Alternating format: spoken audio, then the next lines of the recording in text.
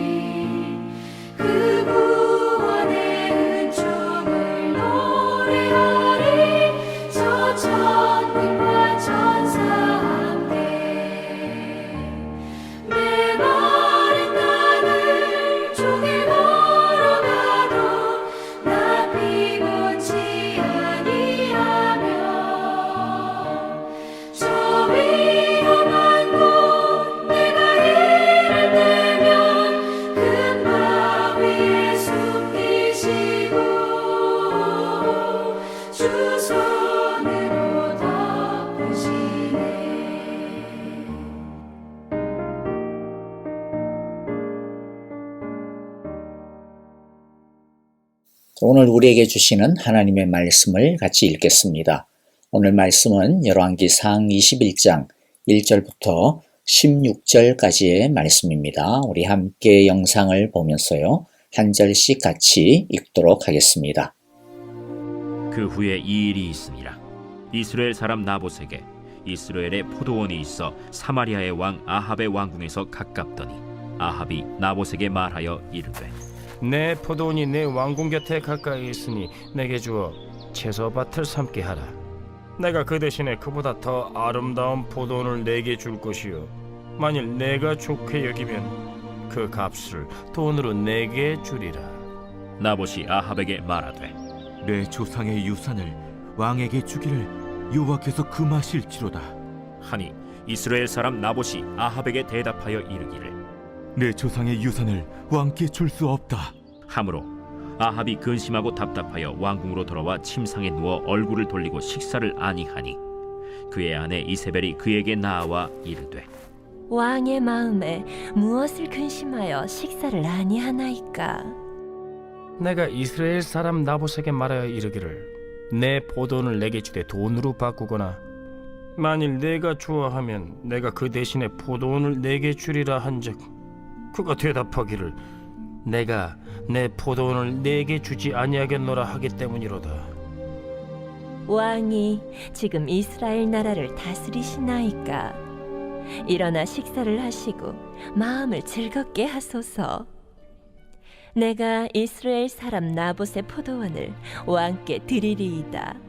하고 아합의 이름으로 편지들을 쓰고 그 인을 치고 봉하여 그의 성읍에서 나봇과 함께 사는 장로와 귀족들에게 보내니 그 편지 사연에 이르기를 금식을 선포하고 나봇을 백성 가운데 높이 앉힌 후에 불량자 두 사람을 그의 앞에 마주 앉히고 그에게 대하여 증거하기를 내가 하느님과 왕을 저주하였다 하게 하고 곧 그를 끌고 나가서 돌로 쳐 죽이라.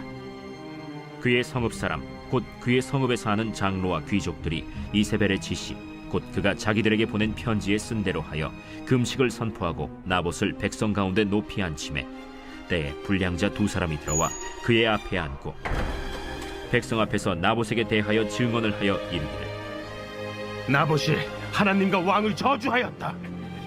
하매 무리가 그를 성읍 밖으로 끌고 나가서 돌로 쳐 죽이고 이세벨에게 통보하기를 나봇이 돌에 맞아 죽었나이다.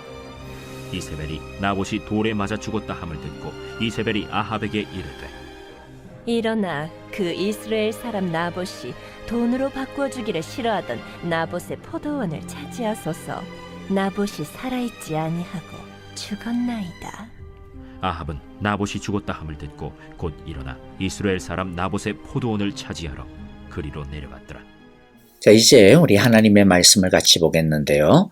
하나님께서는 옛날 모세의 율법을 통하여서 이스라엘의 모든 토지를 하나님의 소유로 정하셨습니다. 이스라엘 백성들은 단지 하나님으로부터 땅을 빌려서 사용하는 것입니다. 이것은 이스라엘의 왕도 예외가 아니었습니다. 모든 이스라엘의 백성들은 귀족이나 평민이나 왕이나 할 것 없이 하나님으로부터 땅을 빌려서 사용하며 이것을 사고 팔 수 없게 하셨습니다. 심지어 사고 팔았다 하더라도 나중에 50년이 지나면 다시 돌려주도록 하나님께서 희년이라고 하는 제도도 법정화시켰습니다. 그러므로 이스라엘 사람들은 자기가 조상 때부터 물려받은 땅 외에는 가질 수 없고 더 넓힐 수도 없었습니다. 그저 하나님께서 주신 땅에서 자족하면서 사는 것이 가장 아름다운 삶이었습니다. 하나님께서 이렇게 하신 이유가 뭘까요? 그것은 바로 인간이 가진 탐욕을 제어하기 위해서였습니다. 그래서 자족하며 살도록 정하신 것이죠. 그런데 이스라엘 사람들이 가나안 땅에 와서 보니까 이방 나라 사람들을 보니까 부자들이 땅을 사들여 가지고 무한정으로 많이 소유했고 거기서 어마어마한 돈을 벌고 있는 것을 보았습니다. 그래서 이스라엘 사람들도 가난한 이웃의 땅을 사거나 빼앗기 시작해서 더 큰 지주가 되고 더 큰 농사를 짓고 더 큰 부자가 되었습니다. 이것이 이스라엘이 나중에 망하게 되어지는 결정적인 이유 중 큰 이유였습니다. 자, 우리가 오늘 처음 볼 주제는 바로 욕심에 대한 것입니다. 욕심은 언제나 처음에는 작은 데서 출발하는 것 같습니다. 욕심 그 자체만 보면 별것 아닌 것 같은데 그 욕심이 거절당했을 때는 몇 배나 더 큰 죄악으로 나타나게 되고 더 큰 욕심이 더 이제는 집착하는 마음들이 생기게 되어지는 것을 보게 됩니다. 그래서 아주 작은 욕심부터 싹을 싹 잘라버려야지 그대로 두면 야고보서 1장 15절에 있는 말씀처럼 욕심이 잉태한 즉 죄를 낳고 죄가 장성한 즉 사망을 낳게 되는 그러한 비극에 빠지게 됩니다. 원래 이스라엘 왕은 사마리아에 궁이 있었습니다. 그런데 땅이 비옥한 이스라엘 땅에도 별궁을 지었던 것 같습니다. 이 별궁 옆에 나봇이라고 하는 사람의 포도원이 있었는데 아합 왕은 이 포도원에 이 나봇의 포도원에 대해서 욕심을 내게 되었습니다. 아합 왕의 욕심은 처음에는 대단한 것이 아니었습니다. 자기 왕궁 가까이에 있는 나봇의 포도원을 자기 나물밭으로 가지고 싶은 것뿐이었습니다. 아합이 이 나무를 좋아했는지 아니면 누가 그런 식으로 충동을 했는지는 알 수가 없지만은 아합은 나봇의 포도원을 자기의 것으로 가지고 싶어 했습니다. 그런데 아합이 그냥 뺏으려고 한 것은 아닙니다. 정당하게 거래를 하고 싶어 했습니다. 즉 다른 좋은 포도원과 교환을 하든지 아니면 돈으로 주겠다라고 하는 것이었습니다. 그런데 왕의 제안에 대해 나봇은 두말도 하지 아니하고 이른 지하에 그 자리에서 거절해버렸습니다. 나봇은 왕이 자기 포도원을 사고 싶다라고 하는데도 거절해버렸는데요. 그 이유가 무엇입니까? 땅은 하나님이 주신 유업이기 때문에 아예 매매의 대상이 될 수 없다는 것입니다.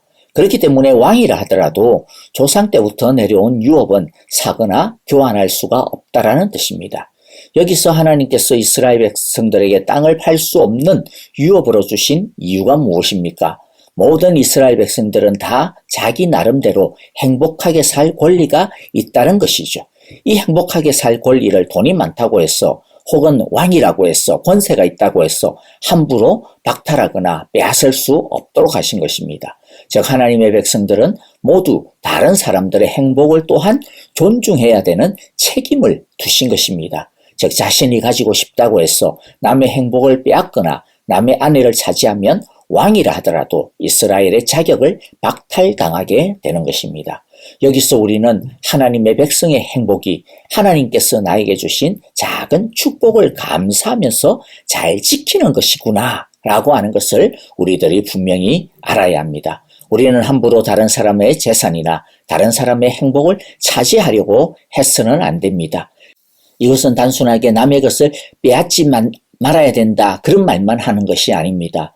더 적극적인 의미가 있습니다. 그것은 다른 사람의 행복, 다른 사람의 즐거움을 보면서 그것을 보면서 시기해서는 안 된다라는 것이죠. 또한 부러워해서도 안 된다라는 것입니다. 그럴 필요가 없다라고 하는 것이죠.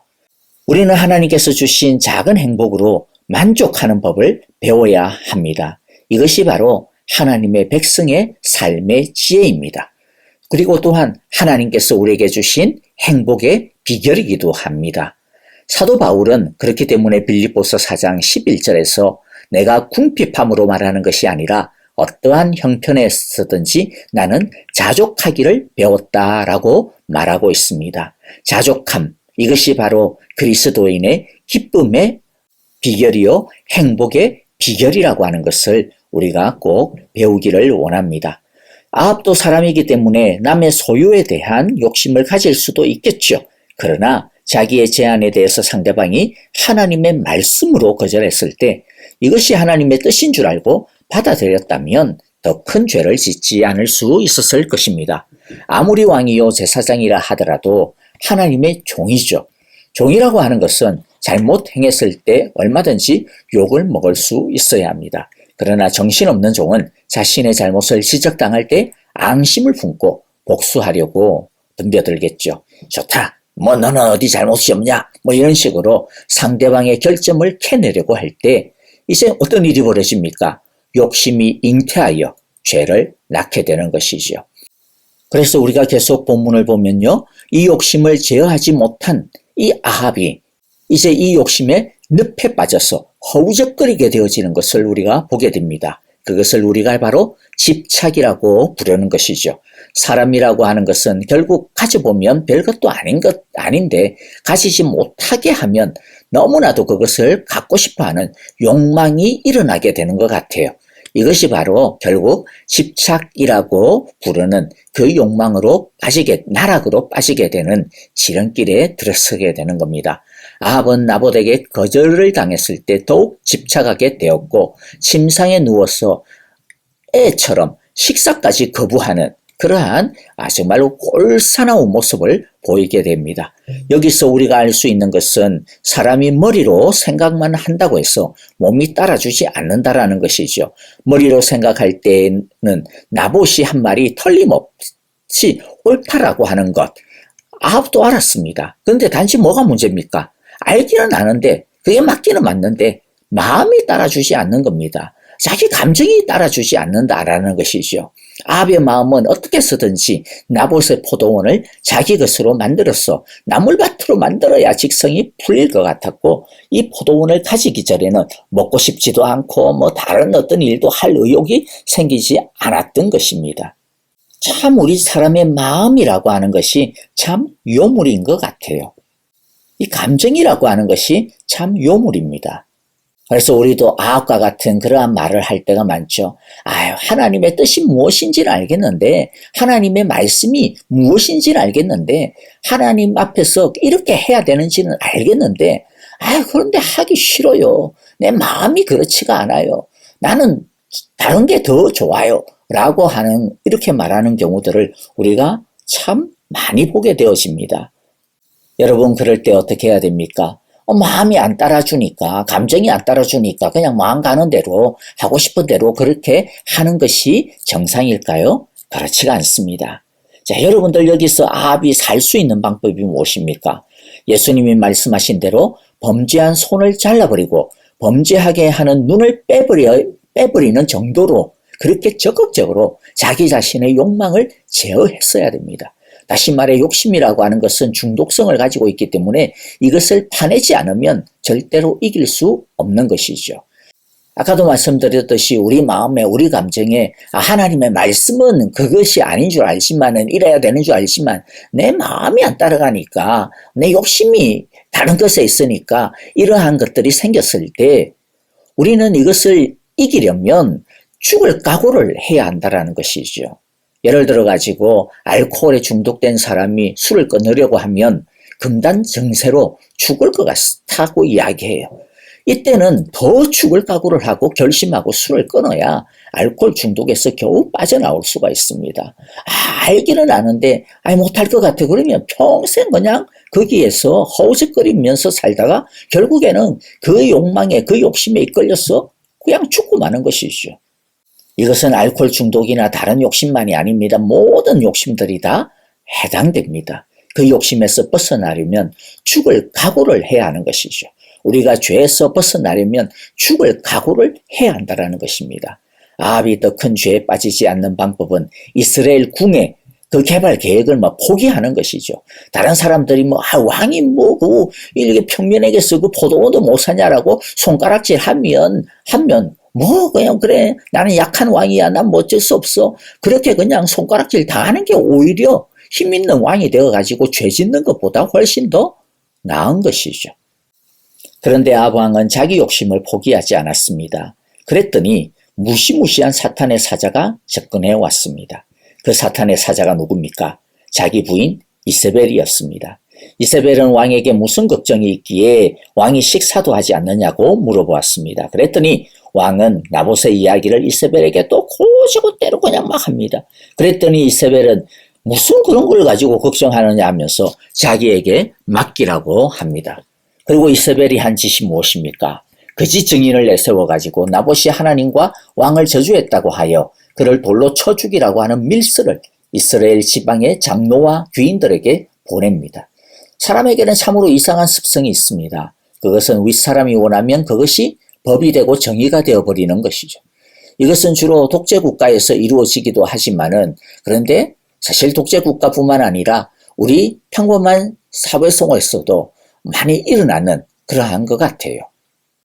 권력자에게 아부하고 사바사바 해가지고 거기에서 떨어지면 또 꼬물을 갖다가 어떻게든 한 개라도 더 얻어먹으려고 하는 그와 같은 탐욕들이 그와 같은 욕심들이 눈을 어둡게 하고 정의를 메말라버리게 합니다. 이 밀서를 받은 귀인들과 지방의 장로들은 이세벨이 보낸 편지대로 나봇이 왕과 하나님을 저주했다고 못된 사람들을 시켜가지고 증언해서 나봇을 죽게 만듭니다. 이스라엘 백성들이 하나님 앞에 지켜야 할 계명이 이웃에 대하여 거짓 증거하지 않는 것입니다. 여러 사람이 자신의 느낌이나 기분만 가지고 다른 사람을 정죄하지 못하게 되어 있습니다. 그러나 이스라엘의 장로들은 이세벨의 권세에 눌려가지고, 아니 그 이세벨의 권세를 기생해서 뭐라도 얻어먹으려고 아니오라고 하는 소리를 하지 못했던 것이죠. 과거에 우리나라가 일제 치하에 있을 때 일본은 사이비 목사들을 통해 가지고 신사참배를 국가의식이라고 하면서 총회에서 결의하게 했습니다. 이때 선교사들 중에 일부가 아니오라고 소리를 질렀지만은 다수의 소리에 파묻혀 버리고 말았습니다. 나중에 우리나라가 해방되었지만 얼마 있지 않아 6.25 동란이 터졌는데요. 그때 많은 교인들이 바로 이 신사참배 결의 때문에 하나님께서 이 나라를 심판하신 것이라 그렇게 생각을 했습니다. 결국 욕심이 잉태한 즉 죄를 낳고 죄가 장성한 즉 사망을 낳느니라 라고 하는 말씀 그대로 되고 말았습니다. 이제 말씀을 정리합니다. 아합 왕이 나봇의 포도원을 빼앗은 이 사건 때문에 아합의 집 식구들이 단 한 사람도 살아남지 못하고 씨를 말리는 심판을 당하게 됩니다. 그리고 아합과 그의 부인 이세벨도 나봇과 같은 비참한 죽임을 당하게 됩니다. 그리고 나봇의 죽음에 대해 아니오라는 소리를 하지 못하고 찬성했던 이스라엘 사람들은 나중에 모두 이스라엘과 함께 비극적인 멸망을 당하게 되고 맙니다. 여러분, 하나님께서 주신 우리의 한계를 감사함으로 기쁨으로 누리는 우리 모두가 되어지기를 바랍니다. 작은 욕심을 가볍게 여기지 말고 그 욕심이 집착과 탐욕으로 변질되어지지 아니하도록 말씀으로 그 욕심을 우리들이 다스려야 할 것입니다. 때로는 우리 마음 가운데 욕심이 불일 듯 일어날 수 있습니다. 그때 우리가 내 마음이 이런 걸 어떻게 라고 하는 것으로 변명 삼지 않도록 해야 합니다. 만일 우리 마음 가운데 욕심의 불이 타오르고 있다면 그 욕심의 불에 대항하여 말씀의 불을, 성령의 불을, 예배의 불을 더 높이 더 뜨겁게 불태워야 합니다. 땅의 보화를 보지 말고 하나님의 보화를, 하늘의 보화를 바라보는 우리 모두가 되어지기를 간절히 바랍니다. 자, 이제 오늘 우리에게 주신 귀한 말씀들 마음 가운데 새기면서요, 함께 찬양하며 기도하도록 하겠습니다. 우리 교회와 성도님들을 위하여 기도할 때 감사와 자족이 넘치는 우리 사랑의 교회가 되게 하시고 기쁨과 섬김이 넘치는 교회가 되게 하소서라고 우리 함께 기도하기를 바랍니다. 오늘까지 있는 우리 VBS 여러분들 위해서 마지막까지 기도해 주시고요. 아시다시피 많이 더운 날씨입니다. 안전하고 건강하게 끝날 수 있도록, 그리고 또 이 일을 통하여서 복음의 문이 열릴 수 있도록 여러분들 기도해 주시고요. 또 다음 주 목요일부터 토요일까지 있는 우리 유스와 EM 수련회를 위해서도 기도 부탁을 드립니다. 아프신 성도님들, 특별히 지수영 집사님 항암치료 고쳐주시고 깨끗하게 나음 있게 하시고 회복시켜주시고 힘 주시옵소서라고 기도 부탁을 드리고요. 우리 선교사님들을 위하여서, 우크라이나의 평화를 위하여서 함께 기도하겠습니다. 찬양 드리며 기도합니다.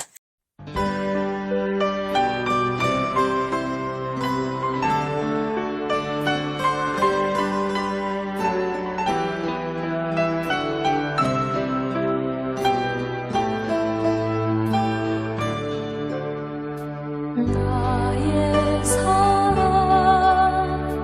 나의 생명, 나의 예수님.